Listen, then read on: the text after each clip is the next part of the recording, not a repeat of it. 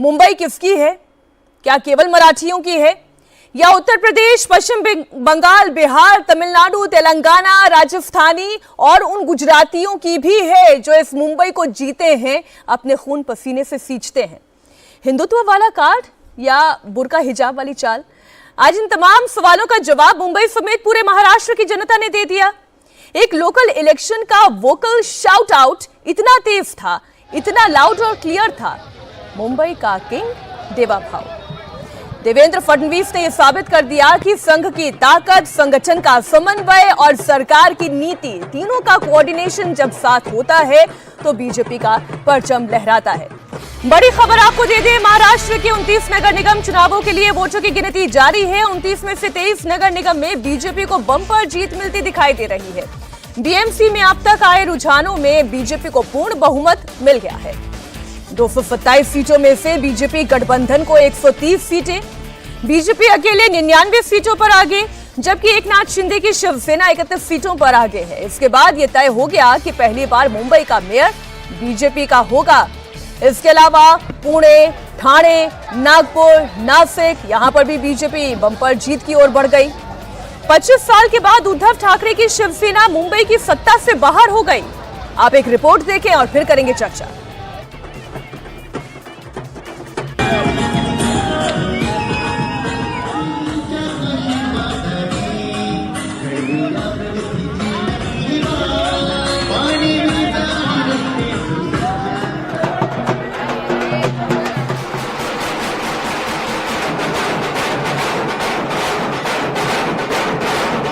जनता, सब लोगों को मालूम है कि भारतीय जनता पार्टी सबको लेके विकास का काम करती है, इसलिए सब लोग भाजपा के साथ है। बीएमसी का बॉस कौन बनेगा, तस्वीर लगभग साफ हो गई।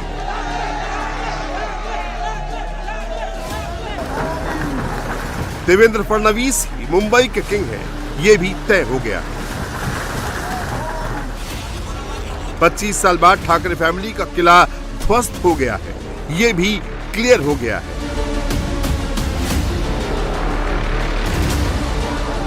भगवा वोट पर अब बीजेपी का ही कॉपीराइट है, यह भी साबित हो गया है। महाराष्ट्र की महापरीक्षा का रिजल्ट आ रहा है। अब तक जारी नतीजों के आधार पर महाराष्ट्र के मुख्यमंत्री देवेंद्र फडणवीस डिस्टिंक्शन मार्क्स से पास हो गए। फडणवीस ने वो कर दिखाया है जिसे आज तक शरद पवार भी नहीं कर पाए थे। फडणवीस ने बीएमसी में बीजेपी को सबसे बड़ी पार्टी बना दिया। पहली बार मुंबई का मेयर बीजेपी का बनेगा। उद्धव ठाकरे के हिंदुत्व की हवा निकाल दी। मुंबई करके मन से ठाकरे ब्रदर्स का डर निकाल दिया। 25 साल बाद बीएमसी से ठाकरे का दबदबा खत्म हो गया। इस बार उद्धव ने अपने चचेरे भाई राज ठाकरे के साथ मिलकर चुनाव लड़ा था। इस बार उद्धव ने बीएमसी चुनाव में बाला साहेब की कट्टर हिंदुत्व की जगह सॉफ्ट हिंदुत्व को अपनाया था। उसे मुंबई की जनता ने नकार दिया। मात्र कुछ दिन पूर्व केरल नगर निगम चुनावों में तिरुवनंतपुरम में पहली बार हमने बहुमत पाया था। आज देश के और संभवतः एशिया के सबसे बड़े नगर निगम BMC, Brihan Mumbai municipal corporation में जो अभूतपूर्व सफलता भाजपा, एनडीए और वहां महायुति को मिली है, उसके लिए हम महाराष्ट्र की जनता का, महाराष्ट्र के मतदाताओं का भारतीय जनता पार्टी की तरफ से धन्यवाद देते हैं। मुंबई में हमारी ये शानदार जीत और नगर पालिकाओं में हमारी ये शानदार जीत दर्शाती है कि युवा पीढ़ी ने भी बड़े उत्साह के साथ भाजपा और महायुति का पुरजोर समर्थन किया है। हम इसके द्वारा कह सकते हैं कि जेन जी ने ये वीबी के पक्ष में मतदान दिया है। वीबी मतलब विकसित भारत। विकसित भारत के जिस मार्ग पर भारत आगे बढ़ रहा है प्रधानमंत्री जी के नेतृत्व में, और श्री देवेंद्र फडणवीस जी महाराष्ट्र में उसका नेतृत्व कर रहे हैं, मुझे लगता है कि जेन जी ने उस दिशा में हमें पुरजोर समर्थन देकर और शक्ति प्रदान की है। फडणवीस ने न सिर्फ हिंदुत्व के मुद्दे को ठाकरे ब्रदर्स से छीनकर बीजेपी को हिंदुत्व का सोल गार्जियन बना दिया, बल्कि मराठी अस्मिता की बात को लेकर भी ठाकरे ब्रदर्स के नैरेटिव को पंक्चर कर दिया। ठाकरे ब्रदर्स ने कहा था कि मुंबई का मेयर मराठी होगा, लेकिन फडणवीस ने कहा था कि मुंबई का मेयर वही मराठी बनेगा जो हिंदू होगा, और रिजल्ट भी यही बता रहा है। यानी ठाकरे ब्रदर्स के मराठी कार्ड पर फडणवीस की हिंदुत्व वाली मराठी अस्मिता भारी पड़ी। मुंबई का इंपैक्ट 3 महीने बाद कोलकाता में भी देखने को मिल सकता है। बंगाल विधानसभा चुनाव में भी मराठी की तरह बंगाली अस्मिता की बात होगी। माना जा रहा है उसमें भी ममता की बंगाली अस्मिता वर्सेस बीजेपी की हिंदुत्व वाली बंगाली अस्मिता के बीच टक्कर होगी। फडणवीस ने बीजेपी को न सिर्फ बीएमसी में चैंपियन बनाया, बल्कि महाराष्ट्र के 29 में से ज्यादातर नगर निकायों में बीजेपी को नंबर 1 पार्टी बना दिया। सवाल यह है कि आखिर ये हुआ कैसे? तो इसकी वजह खुद फडणवीस ही है, जिन्होंने गली गली गांव-गांव घूमकर बीजेपी उम्मीदवार के लिए चुनाव प्रचार किया, पार्टी को चैंपियन बनाने के लिए पूरी जान झोंक दी। तो वहीं दूसरी ओर मुस्लिम वोटों के 4 दावेदार सामने आ गए। मुस्लिम वोटों के पहले दावेदार ओवैसी की पार्टी AIMIM रही। दूसरे दावेदार उद्धव ठाकरे की पार्टी शिवसेना UBT रही। तीसरे दावेदार शरद पवार और अजीत पवार रहे। चौथे दावेदार के तौर पर कांग्रेस पार्टी सामने आई। इसीलिए बीजेपी को मौका मिला। यानी महाराष्ट्र की महापरीक्षा में बीजेपी डिस्टिंक्शन मार्क्स से पास होती दिख रही है। फडणवीस ने यह भी साबित कर दिया है कि दिल्ली में नरेंद्र तो महाराष्ट्र में देवेंद्र का जादू चल रहा है। इस चुनाव का एक और निष्कर्ष है कि मैं विपक्ष से पूछना चाहता हूं कि इंडी गठबंधन का अस्तित्व अब है या नहीं है, क्योंकि 2024 के बाद के चुनावों में दिल्ली विधानसभा में आम आदमी पार्टी कांग्रेस का गठबंधन टूट गया। केरल में कम्युनिस्ट पार्टी और कांग्रेस अलग अलग लड़े। महाराष्ट्र नगर निगम में उद्धव बाला साहब ठाकरे शिवसेना उबाटा और कांग्रेस अलग हो गए। और बंगाल के आने वाले चुनावों में कोई संभावना नहीं दिख रही है कि तृणमूल कांग्रेस और कांग्रेस मिलकर लड़ेंगे। अर्थात इंडी गठबंधन का किला बिल्कुल तार तार होता नजर आ रहा है कि बेनकाब चेहरे हैं और दाग बड़े गहरे हैं। यह इंडी गठबंधन में दिखाई पड़ रहा है। और टूटता तिलिस्म आज सच से भय खाता हूं, यानी उनका तिलिस्म टूट रहा है और सच को वो देखने की क्षमता में नहीं रहते हैं। और मैं अंत में यह कहना चाहूंगा, उसमें जब शिवाजी की सेना चलती थी तो मानो मुझे लग रहा है कि आज वैसा ही स्वर हर मराठी के कानों में गूंज रहा होगा कि साजी चतुरंग सैन अंग में उमंग धार सारजा शिवाजी जंग जीतने चलत है। तो मुझे लगता है जैसे चतुरंगणी सेना को और अंग में उमंग धारण करके शिवाजी की सेना आगे बढ़ती थी, आज प्रधानमंत्री श्री नरेंद्र मोदी जी के नेतृत्व में हम लोग जो आगे बढ़ रहे हैं और महाराष्ट्र में देवेंद्र फडणवीस जी के नेतृत्व में आज जनता ने हमें वैसा ही आशीर्वाद दिया है। तो आपने देख लिया, ये बीजेपी का वार था इंडी अलायंस पर भी, कांग्रेस पर भी, उद्धव ठाकरे पर भी। इस बीच में ये जो अलायंस हुआ, राज ठाकरे उनके साथ आ गए, उस पर भी इधर शरद पवार और अजीत पवार भी साथ आ गए। लेकिन अजीत पवार अभी भी तो यहां वाले अलायंस में भी है। तो सवाल तो बहुत सारे हैं। हमारे दो सहयोगी निर्णय कपूर बीजेपी ऑफिस मुंबई से हमारे साथ जुड़े हुए हैं, सचिन चौधरी बीजेपी दफ्तर मुंबई से हमारे साथ जुड़े हुए हैं, और वहां की तस्वीरें ही बताने के लिए काफी है कि कितना हर्ष और उल्लास है।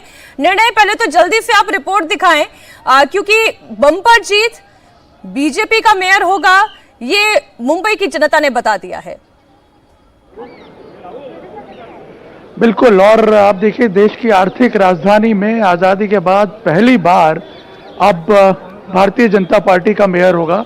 मराठी मेयर, हिंदू मराठी मेयर जो भारतीय जनता पार्टी कह रही थी, उस बात को लोगों ने स्वीकारा। और यहाँ पे आप देखिए सुबह से तैयारियां चल रही थी, लेकिन अब मुख्यमंत्री और अध्यक्ष यहाँ पहुंच रहे हैं और उनके आने से पहले यहाँ कार्यकर्ता भी जुटना शुरू हो गए हैं। ऑफिस को सजाया जा रहा है और यहाँ पे जो समर्थक दल हैं उसके कार्यकर्ता भी जो है अपने झंडों के साथ यहाँ इस उत्सव में, जीत के इस उत्सव में शामिल होने के लिए यहाँ पहुँच रहे हैं।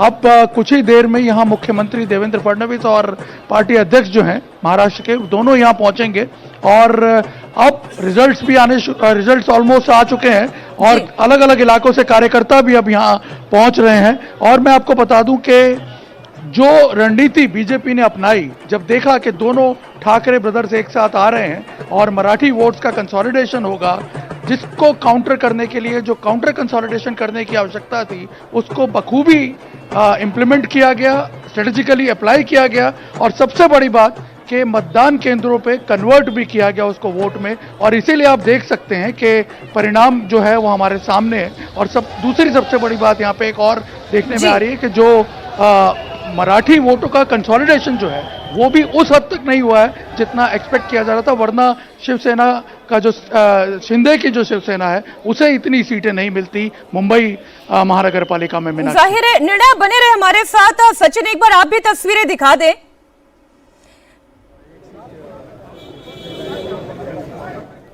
जी मीनाक्षी, देखिए कितनी खुशी और यहाँ पर बिल्कुल जश्न के मूड में है बीजेपी। कार्यकर्ता जुट चुके हैं, फूलों से सजाया जा रहा है, होर्डिंग्स लगने शुरू हो गए हैं। अलायंस पार्टी के जो लोग हैं वो भी यहाँ पर आ रहे हैं, बैंड वालों को बुलाया गया है और महाराष्ट्र और मुंबई का अब एक ही ब्रांड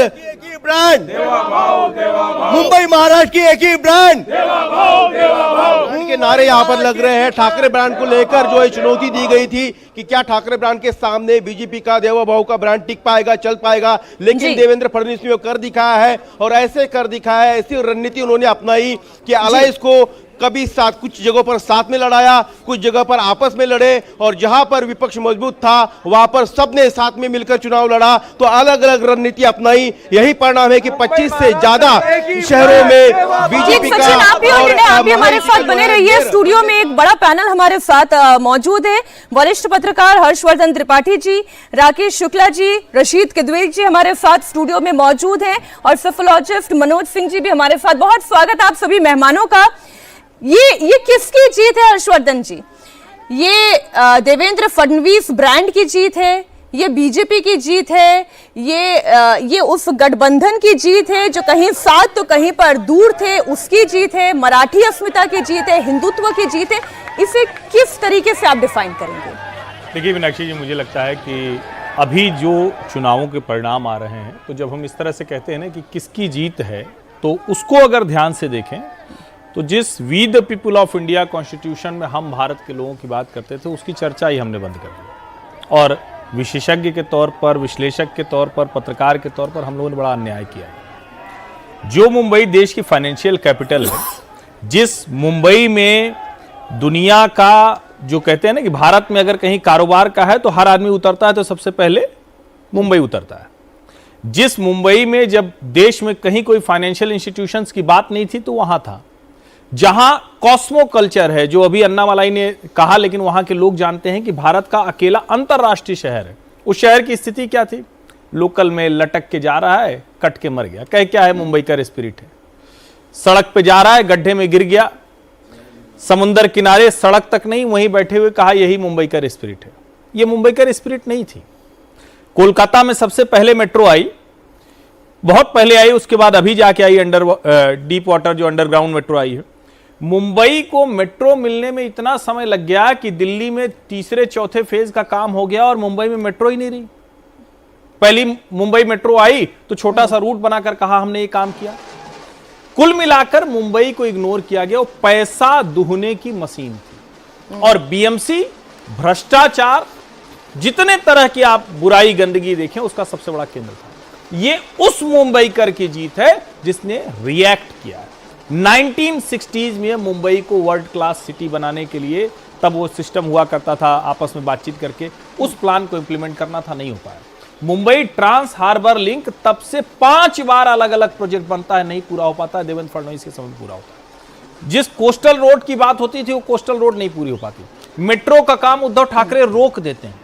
ये समझ में नहीं आता, लेकिन उस सब का ये रिएक्शन है और ये मुंबई कर जीता है। इसमें फिर मैं कह रहा हूं, देवा भाऊ निश्चित तौर पर महाराष्ट्र के नेता, मुंबई के नेता, बहुत बड़े नेता है, लेकिन ये मुंबई कर की जीत है, वहीं से शुरू की। अच्छा राकेश जी, जिस तरीके से चुनाव प्रचार किया गया, जिस तरीके से देवेंद्र फडणवीस इस इलेक्शन को लेकर आगे बढ़े और जिस तरीके से उद्धव ठाकरे और राज ठाकरे ने पॉलिटिक्स की, उद्धव ठाकरे राज ठाकरे क्या कहते रहे कि कोई मराठी बनेगा, मराठी बोलने वाला बनेगा, लुंगी पुंगी की बात आ गई, रसमलाई तक के इस तरीके के बयान दिए गए। एक मैं उदाहरण रखना चाहती हूँ कि उत्तर प्रदेश से आने वाले, बिहार से आने वाले जो मुंबई में रहकर अपनी रोजी रोटी कमा रहे हैं, इसे खून पसीने से सींच रहे हैं, शुरुआत में ही मैंने कहा उनके लिए आज निशिकांत दुबे ने क्या स्टैंड लिया और किसके तरफ ये निशाना था, वो जरा एक मैं उदाहरण सामने रख देती हूँ। बीएमसी का बॉस बीजेपी का होगा और देवेंद्र फडणवीस ही मुंबई के किंग होंगे। जैसे ये बात साफ हो गई तो बीजेपी सांसद निशिकांत दुबे ने सबसे पहले ठाकरे ब्रदर्स पर अटैक किया। निशिकांत दुबे ने कहा कि मुंबई आकर मैं उद्धव और राज ठाकरे से मिलूंगा।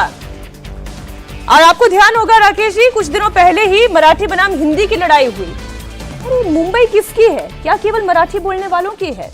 क्या वो गुजरातियों की नहीं हो सकती? क्या वो उत्तर प्रदेश और बिहार से आने वाले लोगों की नहीं हो सकती? निशिकांत दुबे यही तो निशाना साध रहे हैं कि कहाँ है राज ठाकरे, कहाँ है उद्धव ठाकरे, कहाँ है उनकी ये ठाकरे ब्रांड ऑफ पॉलिटिक्स। देखिए 10 साल पहले तक शिवसेना के पास दो महत्वपूर्ण चीज़ें थी। एक मराठी अस्मिता, क्योंकि बाला साहेब ठाकरे हमेशा से मराठी अस्मिता की बात करते थे, और दूसरा हिंदुत्व। भारतीय जनता पार्टी वहाँ पे थी और अच्छी पोजीशन में होने के बाद भी दूसरे पायदान पे थी, क्योंकि हिंदुत्व के अलंबरदार बाला साहेब ठाकरे थे। और बाला साहेब ठाकरे हिंदुत्व के अलंबरदार तब और मजबूत हुए थे जब उन्होंने कहा था कि बाबरी का विध्वंस शिव सैनिकों ने किया। उसके बाद से उनकी बातों पे ज़्यादा वजन दिया जाने लगा। लेकिन अब आप देखिए कि उद्धव ठाकरे कहाँ पे खड़े हैं। उद्धव ठाकरे ना मराठियों के साथ दिख रहे, ना हिंदुत्व के साथ दिख रहे। जब आप विश्वास की कसौटी पे कमज़ोर होते हैं तो लोग आपको छोड़ के चले जाते हैं। और इस बार शिवसेना उद्धव ठाकरे उसी तरह की स्थितियों से ये ठाकरे ब्रदर्स बहुत बड़े बोल गए थे कि मुंबई आके दिखाओ, डुबो डुबो के मारेंगे। डुबो डुबो के तो मुंबई की जनता ने मारा। देखिए उत्तर प्रदेश और बिहार के अधिकांश लोग दिल्ली में भी हैं, और दिल्ली का सबसे बड़ा बाजार है खारी बावली और चांदनी चौक। आप वहाँ के व्यापारियों से पूछिए कि इनकी भूमिका क्या है। आज महाराष्ट्र में भी डेवलपमेंट में उत्तर प्रदेश और बिहार के लोगों को नज़रअंदाज नहीं किया जा सकता। कहते हैं ना कि चींटी एक एक दाना ढो के पहाड़ बनाती है। तो इसलिए ये कहना कि उत्तर प्रदेश और बिहार के लोग वहाँ क्या रोजगार के लिए गए हैं, तो यदि वो रोजगार कर रहे हैं तो डेवलपमेंट के काम में ही तो हिस्सेदारी हुई। तो डेवलपमेंट का आप भी यदि काम करें, मान लीजिए कोई एक मराठी ठेकेदार है, तो क्या अपने घर के पैसे से काम कर रहा है? वो भी कहीं से अनुदान ले रहा, तो उसी अनुदान में एक हिस्सेदारी श्रमिक के रूप में ही सही, लेकिन आपके बिहारी और उत्तर प्रदेश के लोग भी है, तो सहभागिता तो हुई ना। तो डेवलपमेंट में किसकी, कहते हैं ना कि रामचंद्र जी के समय पर एक गिलहरी की भी भूमिका थी। तो हम तो ये कह रहे हैं कि मुंबई के डेवलपमेंट में एक भूमिका तो है ना उनकी। उस भूमिका को आप क्या कर रहे हो?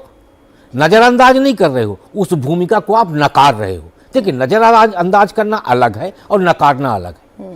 तो जब आप नकार रहे हो तो वहाँ तो ज्वाइंट वेंचर है ना मराठी और उत्तर भारतीयों की, और उस ज्वाइंट वेंचर के बीच में आप फैक्शन पैदा कर रहे हो, तो स्वाभाविक है उसमें आपके साथ मराठी भी टूटेगा और उत्तर भारतीय भी टूटेगा, और उद्धव शिवसेना को उसी का नतीजा भुगतना पड़ा। अच्छा, एक अमिताभ तिवारी जी भी हमारे साथ जुड़ गए, स्वागत है सर आपका भी। मनोज जी, लेकिन ये जो बात कही जा रही है कि देवेंद्र फडणवीस जो कर रहे थे वैसे कोई और दूसरा नेता करता हुआ दिख नहीं रहा था।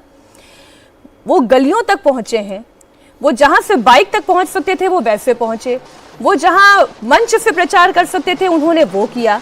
यही काम तो उद्धव ठाकरे, राज ठाकरे कर सकते थे, यही काम कांग्रेस के नेता कर सकते थे, यही काम पवार कर सकते थे, लेकिन किसी ने नहीं किया। एक व्यक्ति लगातार दिखता रहा चुनाव में। देखिए मीनाक्षी जी, जब चुनाव व्यक्ति जीतता है तो उसका नेता का तारीफ होता है, और देवेंद्र जी इसके लिए तारीफ के काबिल भी हैं। जिस तरीके से विरोधाभास के विरुद्ध उन्होंने शिंदे के साथ तालमेल बनाकर इस चुनाव को आगे बढ़ाया, उसकी भी प्रशंसा करनी चाहिए कि बहुत सारे उनके आपसी झगड़े थे और उस पर भी उन्होंने अमल किया। चुनाव जातियों के आधार पर होता है, डेवलपमेंट के आधार पर कभी भी नहीं होता। मैं बार बार बोलता हूँ, एम्प्लॉयमेंट के नाम 100% चलता। और देखिए बीजेपी यहाँ जीती है, उसने क्या किया कि पहले क्या था, 2017 की बात बता रहे हैं, जब लास्ट बीएमसी का चुनाव हुआ था तो 150 या 60 सीटें थी जहां मराठी जीत कर आए थे। और वो जीत कर कैसे आए थे कि वहां नॉर्थ के माने उत्तरी भारतीय और बम्बे के जो मराठी हैं वो दोनों मिलकर इस सीट को जीत कर लाए थे।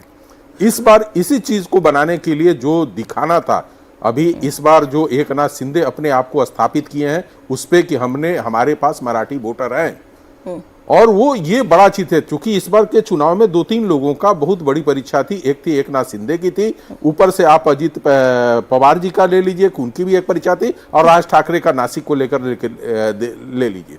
लेकिन इसमें सबसे बड़ा विनर कोई निकल के आया तो एकनाथ शिंदे आए, और वो क्यों जीत, हाँ इसलिए जीत के आए। मराठियों के बारे में बात बोलो, पार्टियों के बारे में बात नहीं बोले, मराठियों के बीच में एक अच्छा लीडर होकर आए। इसलिए होकर आए कि मुंबई में आप देखिए कि रिजल्ट किस तरीके से आया है। नासिक जहां पे राज ठाकरे का एक वर्चस्व की तरह चलता है, और वहां पे बहुत सारे बाजार ऐसे हैं जहां पे उनका कब्जा रहता है, वो लिखे। पूना का ऐतिहासिक रिजल्ट आ रहा है, एक तरफा रिजल्ट एक तरफा है। तो ये सब चीजें दर्शा रहा है कि मराठी और इस बार उत्तर भारतीय लोग, दोनों लोग मिलकर किस तरीके से शिवसेना जो उद्धव ठाकरे की थी उनको जवाब देने की कोशिश कर रहे हैं। तो जातीय भारतीय राजनीति से आप अलग नहीं कर सकती हैं, न उनकी सोच को कर सकती है, न भाषा को कर सकती है, लेकिन उनके साथ तालमेल बनाकर आप राजनीति कर सकते हैं। यदि महाराष्ट्र बम्बे की चुनाव में यदि कांग्रेस अलग होकर नहीं खड़ी होती तो शायद इतना बड़ा रिजल्ट भी नहीं आता। उसने किया कि करीब 37 सीटें ऐसी थी, 37-38 सीटें जहां मुस्लिम बहुल सीटें थी, और वहां पे मुस्लिम वोटों का बंटवारा हुआ। तो दो जातियां एक साथ, माने दो समुदाय एक साथ आगे, ऐसा नहीं हुआ। वहां पे वोटों का बिखराव हुआ अल्पसंख्यकों का, और मराठियों और उत्तर भारतीयों का वोट एक साथ आया, और उसका माने तालमेल का जो था, जो देवेंद्र फडणवीस ने बनाया। आप जिस तालमेल की बात कर रहे हैं, तो फिर ये तालमेल पिंपरी चिंचवाड़ में क्यों नहीं काम किया रशीद जी? ये वहां तो चाचा भतीजा एक भी हो गए, लेकिन ऐसा लगा जैसे पवार पॉलिटिक्स को पूरी तरह फिनिश कर दिया जनता ने। जी बिल्कुल, देखिए, और वो भी चाचा भतीजे उसमें है कि वो भतीजा जो है वह मंत्री रहा, उसने ऐसा नहीं है कि मुख्यमंत्री का पद छोड़ दिया हो। तो देखिए जनता जो है, बार बार कहते हैं, जनता को बहुत सारी चीज़ें समझ में आ गई। देखिए वंशवाद पार्टियों के साथ सबसे बड़ी समस्या मीनाक्षी रूट कॉज ये रहती है कि उन्हें वही एक सोच रहती है कि हमारे बाप दादा ने घी खाया था, हमारी हथेली सूंघ लो। तो ये सेंस ऑफ एंटाइटलमेंट, देखिए बेमेल राजनीति जो है वो महाराष्ट्र में हमने बहुत देखी, लेकिन मीनाक्षी देखिए फिर भी भाजपा और शिवसेना ने मिलकर काफ़ी भूल सुधार करा और काफी रीअलाइनमेंट करा। जैसे पहले रीअलाइनमेंट कैसे किया? रीअलाइनमेंट इस तरह से कि पहले जैसा हर्षवर्धन जी बता रहे थे कि मुंबई में रहने वालों का मुंबई में मराठी और गैर मराठी में एक तरीके का एक संघर्ष चलता था राजनीतिक रूप से, और वो उत्तर प्रदेश में, बिहार में, जहां जहां गुजरात में भाजपा की जैसे जैसे पकड़ आई, वो भेद कम होता गया। तो आज ऐसी स्थिति है कि उत्तर भारतीय और मराठी दोनों ने वहां के ऊपर एक तरीके से भाजपा और शिवसेना शिंदे का हाथ मजबूत किए हैं। ये चीज उन्हें समझ, वो पुराने ही वर्ल्ड में रहे, पुराने पैराडाइम में कि साहब हम वही फिर बात करेंगे मराठी बानुस की बात। अब मराठी बानुस की बात की थी तो एमवीए क्यों बना था, और एमवीए अगर बना था तो उसको टूटा क्यों? तो ये तमाम विपक्ष की आलोचना मैं नहीं कर रहा हूँ, लेकिन विपक्ष की स्ट्रेटेजी में वो एक सेंस ऑफ पर्पस, जो जीतने की ख्वाहिश और दमखम होता है, वो नजर नहीं आता, उसका अभाव था। और जितना छोटा चुनाव होता है, आप भी जानती मीनाक्षी, उतना मुश्किल होता है। बहुत सारी चीजें मैनेजमेंट में हुई। आज जीत का दिन है तो मैं सब वो इलेक्शन कमीशन और उससे जुड़ी हुई धांधलेबाजियों का जिक्र नहीं करूंगा, लेकिन उसका आपको 5 साल एक प्रोग्राम बनाना होगा। अगर कोई ऐसी चीज हो रही है तो उसको लड़ना। ये चुनाव के समय आप कहते हैं कि साहब ये तो पेन बदल दिया, इंक बदल दी, ये बदल दिया, इसको जनता नहीं स्वीकार करती। अच्छा, ये जो चर्चा चल रही है अमिताभ जी, और आपका तो लगातार इस पर सर्वे रहा, आप इस पर लगातार कमेंट्री कर ही रहे थे। ये अलायंस, चाहे हम चाचा भतीजे का कहें या फिर इधर ठाकरे ब्रदर्स का कहें, ये काम क्यों नहीं कर पाया? जो बात रशीद जी कह रहे हैं कि जनता है वो समझदार है, वो सब जानती है, ये अलाइनमेंट जो है वो अब काम नहीं करेगा महाराष्ट्र की पॉलिटिक्स में।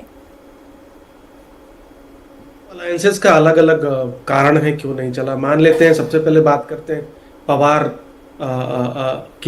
पवार परिवार की। तो पुणे और पिंपरी चिंचवाड़ में बीजेपी ने पवार से ये 2017 में छीनी थी ये म्युनिसिपल कॉरपोरेशन। 2024 के चुनाव में अजित पवार बीजेपी के साथ लड़े। उसमें क्या हुआ कि ज्यादातर सीटों में पुणे की और पिंपरी चिंचवाड़ की भाजपा लड़ी, और एनसीपी अजित पवार सिर्फ एक, पिंपरी में एक और पुणे में मुझे लगता है 1 या 2 सीट पे ही जीती थी। तो ऑलरेडी एनसीपी अजित पवार ने पुणे और पिंपरी चिंचवाड़ का जो स्पेस था इस अलायंस में आकर के सीड कर दिया था भाजपा को। अब आप जब सरकार में रहते हुए सरकार के विपक्ष में लड़ रहे हैं तो वोटर भी कंफ्यूज्ड है। ये पब्लिक है, ये सब जानती है। वोटर कह रही है कि भाई साहब आप तो सरकार में हैं तो सरकार के विपक्ष में कैसे लड़ रहे हैं, तो क्लियरली उसका बेनिफिट उनको नहीं मिला है ना। और जब ठाकरे ब्रदर्स की बात हो रही है तो एक तो क्या मुझे लगता है कि बड़ा मिसकंसेप्शन है कि ठाकरे ब्रदर्स का या शिवसेना का वर्चस्व रहा है हमेशा बीएमसी में रहा है, लेकिन वो भाजपा के सपोर्ट से रहा है। कभी भी शिवसेना को आज तक सिंपल मेजॉरिटी अपने बलबूते पे नहीं मिली है बीएमसी में।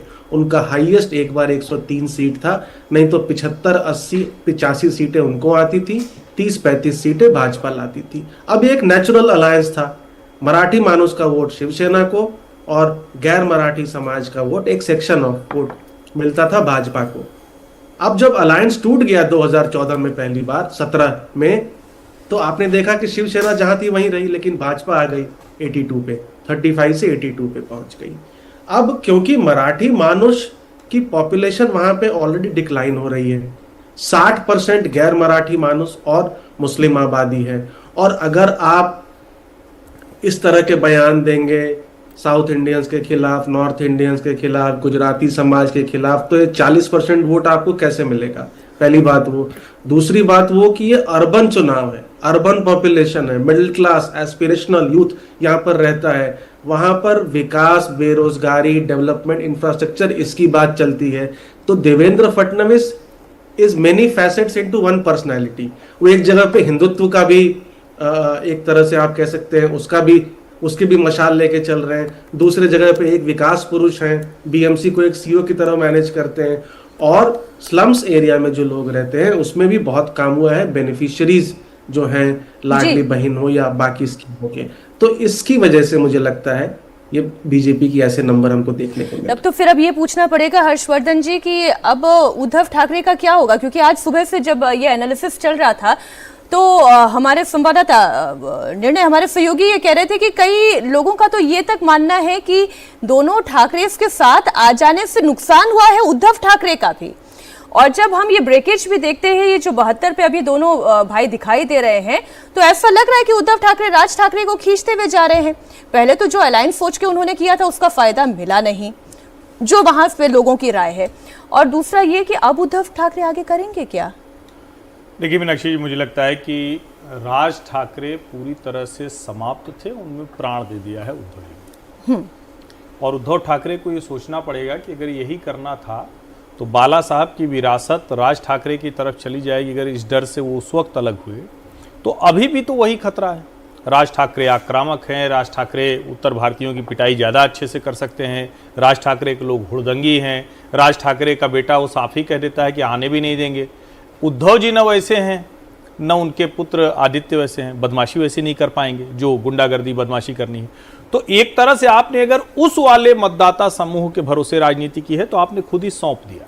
अब नंबर जो आखिरी आएंगे तो उस पर हम बात करेंगे कि नंबर आए कहां से और कौन कौन। तो एक वो हिस्सा गया। दूसरा जो ज्यादा बड़ा खतरा है, अगर मुसलमानों ने ज्यादा वोट देकर उद्धव ठाकरे और राज ठाकरे को भाजपा के सामने खड़ा किया, क्योंकि वो तो कोई इनके लिए रिलायबल वोट बैंक होगा नहीं, वो तो किसी भी दिन ऐसे निकल जाएगा। तो इसका मतलब यह है कि आपको जो बची खुची इस ठाकरे ब्रांड की ताकत दिख रही है उसका भी आधार नहीं है, क्योंकि दोनों ही खिसकता हुआ दिख रहा है। राज ठाकरे को आपने जरूर ऐसा बना दिया कि कुछ वर्षों के लिए फिर उनकी जो कहें कि थोड़ा दादागिरी, थोड़ी गुंडागर्दी, कुछ लोगों से वसूली, कुछ सिनेमा वालों को डांटना, कुछ बिल्डर को डांटना, ये सब काम बढ़िया हो जाएगा, मतलब माहौल बढ़िया दुरुस्त हो जाएगा राजनीतिक तौर पर। क्योंकि अगर राज ठाकरे को राजनीतिक तौर पर कोई बढ़ने की स्थिति होती तो हम पहले देख रहे होते, वो स्थिति है नहीं, जिसको कहते हैं ना कि इतना कोई पोटेंशियल नहीं है उनके अंदर। अच्छा, एक तस्वीर आई है और एक जानकारी है, फिर हम दर्शकों को दे दें।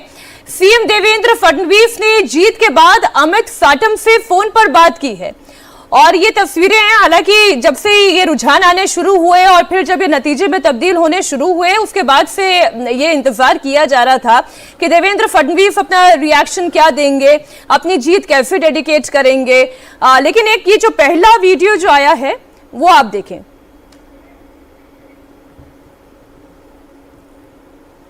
यस माननीय अध्यक्ष महोदय रविंद्र चव्हाण, अमित खूप अभिनंदन. खूप नाही रे, चांगलं झालं. आता काही चिंता करायचं कारण नाही. फार सुंदर केलं तुम्ही. फार तुमचं अभिनंदन आहे. आता आपण बस एकदम जबरदस्त आहे त्याच्यात. म्हणजे latest hope. Yes yes yes yes. माननीय अध्यक्ष महोदय रवींद्र चव्हाण साहेब, अभिनंदन तुमचं. फार फार तुमच्या नेतृत्वामध्ये संपूर्ण महाराष्ट्रात मिळालेला जो विजय आहे तो नेत्रदीपक अशा प्रकारचा विजय आहे. त्यामुळे तुम्हाला तुमचं मनापासून अभिनंदन. Yes yes yes. आता तुम्ही कुठे आहात सध्या? प्रदेश भाजपला ना? हो यस यस. येतो तिकडे आम्ही थोडे. अभिनंदन तुमचं. फार फार तुमच्या नेतृत्वामध्ये संपूर्ण महाराष्ट्रात मिळालेला जो विजय आहे तो नेत्रदीपक अशा प्रकारचा विजय आहे. त्यामुळे तुम्हाला तुमचं मनापासून अभिनंदन. एक बार जरा हम इसे थोड़ा समझने की कोशिश कर लेते हैं. अमित साठम से ही बात हुई है या क्योंकि रविंद्र चौहान का भी नाम वो ले रहे हैं? हाँ, जो अध्यक्ष हैं उनसे बात हुई और जाहिर है कि जब अभी हम लोग चर्चा कर अच्छा, रहे थे, हमारी टीम बता रही है दोनों से बात हुई. दो अच्छा, फोन कॉल्स थे. अमित साठम से भी बात हुई, रविंद्र चौहान से भी बात हुई और जीत की बधाई दी गई. जबरदस्त. हाँ नहीं, निश्चित तौर पर. और देखिए उनके लिए तो बहुत बड़ा अवसर है ना. देवेंद्र फडणवीस के लिए निजी तौर पर भी बहुत बड़ा अवसर है. ये सामान्य नहीं था. और देखिए देवेंद्र फडणवीस की तो जो तैयारी थी वो अकेले लड़ने की थी. और इसको मैं बिना किसी संकोच के कहूं कि दिल्ली ने कहा कि थोड़ा समन्वय कर लो शिंदे जी के साथ. शिंदे जी दिल्ली आए थे अमित शाह के पास और उस समन्वय में ये सीटें बटी. देवेंद्र फडणवीस तो ये कह रहे थे कि हम अकेले भी लड़ेंगे तो भी हम मेजॉरिटी मार्क के नजदीक पहुंचेंगे. तो एक तरह से कहें तो इसलिए इसको यूं भी देखा जाना चाहिए. कई बार किसी चुनाव के पीछे कई परतें होती हैं तो उसमें ये परत भी छिपी हुई है. ये परतों की जो आपने बात कही तो ये तो फिर फैसला सही कहा जाएगा जो देवेंद्र फडणवीस ने लिया. वो ये कन्विंस कर पाए अगर केंद्र को भी अपनी बात समझा पाए कि हमें ऑल इन जाना चाहिए, हमें अपनी पूरी ताकत झोंक देनी चाहिए. महाराष्ट्र में बीजेपी पैन इंडिया पार्टी तो है ही, एक बीएमसी उससे दूर थी, अब यहां पर भी उन्हीं का मेयर होगा. ये ऑल इन स्ट्रैटेजी ही तो काम की है. देखिए, जब बहुत बड़ी जीत होती है किसी भी राजनीतिक दल की तो उसमें एक चेहरा होता है और चेहरे के पीछे बहुत सारी चीज़ें होती हैं. चाहे वो लोकसभा का चुनाव रहा हो, नरेंद्र मोदी जी एक चेहरा थे, और महाराष्ट्र के चुनाव में, विधानसभा चुनाव में और अभी के स्थानीय निकाय चुनाव में देवेंद्र फडणवीस एक चेहरा है. लेकिन चेहरे के पीछे के देखिए बहुत सारी चीज़ों में एक चीज़ है उनके साथ भावनात्मक पक्ष, मतदाताओं का विश्वास का पक्ष और मुद्दे. कहाँ पे हमें किस मुद्दे को फ्लोट करना है ये देवेंद्र फडणवीस अच्छे से जानते हैं. एक फिल्म में देख रहा था, उसमें एक डायलॉग था कि जिस व्यक्ति को, जिस राजनीतिक व्यक्ति को ये पता होता है कब हमें 2 कदम पीछे जाना है और कब 2 कदम आगे जाना है, उससे सफल नेता कोई नहीं होता. तो यहाँ पे देवेंद्र जी ने वही रणनीति के तहत काम किया. हर्ष जी जो बोल रहे हैं कि वो चाहते थे कि 227 सीटों पे हम अकेले लड़े. सेंट्रल केंद्रीय नेतृत्व ने कहा कि नहीं, मिलकर लड़ना है. उन्होंने उस पर सहमति दी. 137 वार्डों में वो चुनाव लड़े और 137 वार्ड में चुनाव लड़ने के बाद भी विधानसभा चुनाव में कम सीटों पे लड़के ज़्यादा सीट जीतना और नगर निगम चुनाव में कम वार्डों पे लड़के ज़्यादा वार्ड जीत के उन्होंने दिखा दिया कि हम जो सोच के चल रहे हैं, यानी भारतीय जनता पार्टी को हम जिस मुकाम पे ले जाने की सोच लेके चल रहे हैं, आप लोग उस पर अब आगे सहमति दीजिए. और इसीलिए आप देखिए कि वो ये संगठन व्यवस्था है. संगठन में कहा जाता है कि संगठन शीर्ष होता है, सत्ता सेकेंडरी होती है. देखिए, चुनाव के बाद एक मुख्यमंत्री प्रदेश अध्यक्ष से बात कर रहे हैं, उनको जीत की बधाई दे रहे हैं, यानी जीत में सामूहिक श्रेय. ये एक नमूना था जो देवेंद्र जी की बातचीत आपने दिखाया. एक बार जरा आप ये टैली जरूर देखें और ये टैली बता रही है कि किस तरीके से जो आपने कहा कि समन्वय काम हुआ, किस तरीके से मुद्दों ने काम किया. 125 बीएमसी की सीटें जो हैं वो देवेंद्र फडणवीस और एकनाथ शिंदे इस महायुति को. अब इधर पनवेल में आप देखें, यहां पर भी आपको लगेगा कि बीजेपी और उसके अलायंस पार्टनर्स ने क्लीन स्वीप कर दिया. आप पनवेल के अलावा सांगली देखें, सांगली में बीजेपी 37 सीट 78 में से. आप नवी मुंबई की तस्वीर देखें, नवी मुंबई में आपको यही तस्वीर दिखाई देगी, क्लीन स्वीप दिखाई देगा. ये महाराष्ट्र की जनता बता रही है कि उसके लिए इंपॉर्टेंट क्या है. लेकिन इसमें ये आपने जैसे जाति की बात की मनोज जी, हिंदुत्व वाला कार्ड भी तो है। हाँ, हिंदुत्व वाला कार्ड भी काम कराता है। ओवैसी ने जो पोलराइजेशन करने की कोशिश की, उन्होंने बुर्का, हिजाब, मेयर बनेगा तो बुर्के वाली बनेगी, कुरान पढ़ने वाली बनेगी, इन तमाम बातों की वजह से क्या काउंटर पोलराइजेशन नहीं हुआ? नहीं हुआ। मैंने क्या बोला कि मुद्दे बहुत होते हैं चुनाव में, जहां पे एक एक कर वो सारी चीजें होती। अब जैसे आपने पनवेल का बताया, जहां पे एक स्वीप है, यहाँ पे पनवेल में आप जाएंगी तो देखेंगे कि उत्तर भारतीय अब ज्यादा है, और वहां पे तड़का लगा है बीजेपी को। देखे कितना अच्छा परफॉर्मेंस है। 52। उसी तरह से आप जाइए नवी भूमि में, वहां दोनों है, मराठी और वो दोनों है, और दोनों का देखिए सामंजस्य बना है। तो ये क्या हुआ? अभी मेरा मानना है, चूंकि मैं उस क्षेत्र में काम करता हूं, कि अभी हमारे लिए महाराष्ट्र अकेले चुनाव लड़ने के स्थिति में हम नहीं है। यही कारण है कि हम एकनाथ शिंदे को ढो रहे हैं। उनकी बहुत बड़ी काबिलियत है उस चुनाव में, और वो बहुत बड़े वोटर सेट करने वाले हैं, ऐसे नहीं है। लेकिन हमारे पास अभी भी महाराष्ट्र में वैसे मराठी नेता क्या कमी है जो वोट को लेकर आए। और इस जो विधानसभा चुनाव के बाद जो इतनी बड़ी जीत दिख रही है म्युनिसिपल कॉर्पोरेशन के चुनाव में, तो उसके कारण यही है कि हम मराठियों के साथ एक तालमेल बनाकर चले थे। मराठी के साथ देवेंद्र, उद्धव और राज दोनों अपने आप को दूर करते थे। क्योंकि राजनीति में क्या होता है कि जिसके पास पैसा होता है, सत्ता होता है, बल होता है, उसी के पास किसी भी जाति का हो, वो जाकर जुड़ता है। लेकिन उद्धव ने वो दोनों पाने के बाद वो कांग्रेस के साथ जुड़ गए, वो भारतीय जनता पार्टी को छोड़ दिए। तो उनका जो नेचर था हिंदुत्व का, उससे वो अपने आप को अलग किए। और एकनाथ शिंदे ने हिंदुत्व के साथ साथ उस मराठी मानस को भी अपने साथ में रखा, जो भारतीय जनता पार्टी के साथ जुड़कर और भारतीय जनता पार्टी को एक बड़े विनर के रूप में लेकर आई। लेकिन मेरा अपना मानना है कि अभी महाराष्ट्र में हमें एकाध चुनाव और वेट करना पड़ेगा। इसके बाद महाराष्ट्र भी भारतीय जनता पार्टी के लिए एक बड़ी माने उपलब्धि के रूप में देखने को आपको मिलेगा। लेकिन अभी तत्कालिक रूप से यदि मैं सिर्फ ये कहूं कि इस भारतीय जनता पार्टी के बड़े लीडरों का भी कम योगदान रहा, चाहे एकनाथ शिंदे का कम योगदान रहा या देवेंद्र फडणवीस का कम योगदान रहा, तो हम इनके योगदानों पे नहीं अभी बात कर सकते हैं। नेतृत्व पे बात कर सकते हैं कि नेतृत्व ने जो निर्णय लिया उस पर कहीं न कहीं रिजल्ट आते हुए दिखा, चाहे वो अमित शाह जी लिए हो, चाहे देवेंद्र फडणवीस लिए हो, चाहे एकनाथ शिंदे लिए हो। ये निर्णय सामूहिक लड़ने का ये बहुत बड़ा अच्छा निर्णय था और उसका ये रिजल्ट भी दिखा। इसमें आप कुछ ऐड करना चाहिए? जरूरी बात देखिए, मनोज जी कह रहे हैं कि अभी हम कुछ समय बाद ये तय करेंगे। 1 दशक हो गया महाराष्ट्र में भारतीय जनता पार्टी, 1 दिन नहीं हुआ है। और जब भारतीय जनता पार्टी ने तय किया कि अकेले लड़ेंगे, और वो नरेंद्र मोदी, अमित शाह ने निर्णय लिया, तो उस अकेले लड़कर भारतीय जनता पार्टी नंबर 1 की पार्टी हो गई, बड़ी पार्टी हो गई।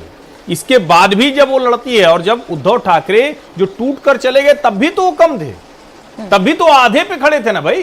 तो भारतीय जनता पार्टी की मजबूती के 1 दशक के बाद हम 1 दशक और प्रतीक्षा करें, तो देश में 17 साल तो कुल आजाद हुआ है, तो फिर तो कितने साल बाद कहेंगे? लेकिन मुझे लगता है ये मानना चाहिए, जिस मराठी मानुस की बात करते थे, जिस हिंदुत्व की बात करते थे, उस राजनीति को भारतीय जनता पार्टी ने आज साध लिया है। इसमें कोई बट नहीं। और देखिए, पवार साहब 5 जिलों के नेता, देश में हल्ला था कि उनसे बड़ा कोई नेता नहीं है। ठाकरे ब्रदर्स कोंकण बेल्ट के नेता, उनसे बड़ा कोई नेता नहीं। पैन महाराष्ट्र पार्टी पहले कांग्रेस थी, आज भारतीय जनता पार्टी, ये महाराष्ट्र की सच्चाई है। नहीं, एक चीज और मैं मीनाक्षी जी कहूंगा, जो हर्षवर्धन जी बोल रहे हैं, भारतीय जनता पार्टी ने महाराष्ट्र में गठबंधन धर्म निभाने की मिसाल कायम की। जब 82 पार्षद थे उसके पास, तो 84 पार्षद होने के बाद भी उन्होंने शिवसेना को कहा आप अपना मेयर बनाइए। और जब 22-24 विधायक लेके एकनाथ शिंदे जी आए, तो सारे विधायक भाजपा के होने के बाद भी कहा आप चीफ मिनिस्टर बनिए, एकनाथ शिंदे बने। तो त्याग का फल मीठा होता है, और आज भारतीय जनता पार्टी वही मीठा फल चख रही है। ये एक बार हम इसकी बात कर लें कि ये जो मराठी और अमिताभ जी गैर मराठी के बीच के हम तुलना कर रहे हैं, कि जैसे जैसे गैर मराठी वोट बैंक वहां पर बढ़ता चला जा रहा है, वैसे वैसे बीजेपी भी और स्ट्रांग होती जा रही है। क्या देवेंद्र फडणवीस अपने साथ मराठियों को भी, गैर मराठियों को भी उतनी ही कन्वीनियंटली जोड़ पाते हैं? मराठी उनके साथ एसोसिएट तो होते ही हैं, गैर मराठियों को भी उनके अलावा और कोई ऑप्शन अभी दिखाई नहीं देता है महाराष्ट्र में।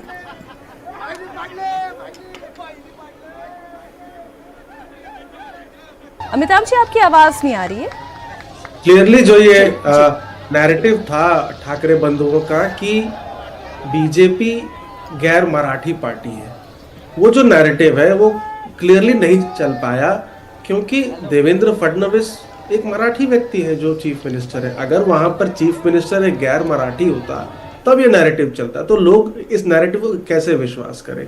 अगर आप बीएमसी देखेंगे तो एक्सिस माई इंडिया का अगर सर्वे देखेंगे और नंबर्स लगभग बराबर ही हैं, तो 30% मराठी समाज का वोट वहां पर बीएमसी में मिल रहा है भाजपा और एकनाथ शिंदे के अलायंस को, और 49% मिल रहा है ठाकरे बंधुओं को।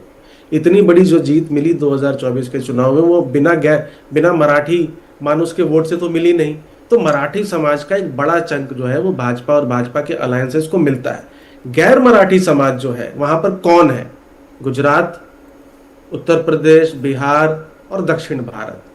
क्योंकि गुजरात, उत्तर प्रदेश, बिहार, इन राज्यों में भाजपा की सरकार है और यहाँ पर भाजपा ने पावर पहले चखा है इन राज्यों में। उसकी वजह से एक अफिनिटी जो लोगों की है, जब वो लोग वहां पे जाते हैं उनको कहीं ना कहीं भाजपा एक अपनी पार्टी जैसी लगती है, क्योंकि उनके गृह राज्यों में उन एज इन भाजपा का वर्चस्व रहा है काफी टाइम से। तो इसीलिए आई थिंक ये एक परफेक्ट अमेलगमेशन हो जाता है कि मराठी मानुस का वोट तो मिल ही रहा है, जो गैर मराठी आए हैं बाहर से, आउटसाइडर्स, माइग्रेंट जो भी बोलिए, उनका भी समर्थन मिलता रहा है। और अगर कोई पार्टी एंटी माइग्रेंट पॉलिटिक्स कर रही है, जैसे ठाकरे ब्रदर्स या राज ठाकरे, तो उसका एक सिग्निफिकेंट काउंटर कंसोलिडेशन का बेनिफिट भी मिल जाता है, क्योंकि और कोई बात कर नहीं रहा है गैर मराठी। ये दरअसल जो चुनाव था उसने ट्रिपल इंजन वाली सरकार बना दी है। आप देखिए, केंद्र में बीजेपी, विधानसभा में बीजेपी, एक बीएमसी रह गई थी, वो भी उद्धव ठाकरे के हाथ से चले गई, यहाँ पर भी बीजेपी का एक छत्र राज हो गया।